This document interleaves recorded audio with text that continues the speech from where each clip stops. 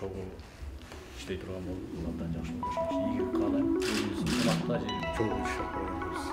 Daim sakin olsun.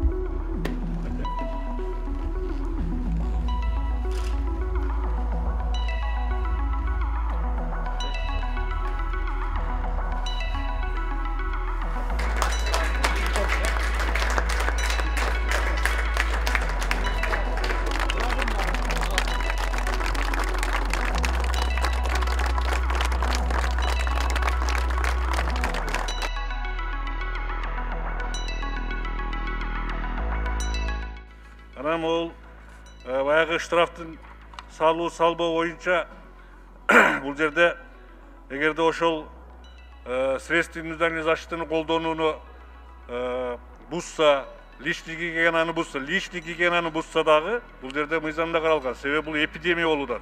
Буну баары түшүнүшүбүз керек. Ошон үчүн айла жоктон ушундай шарттарга барып биз элге түшүндүрүп атабыз.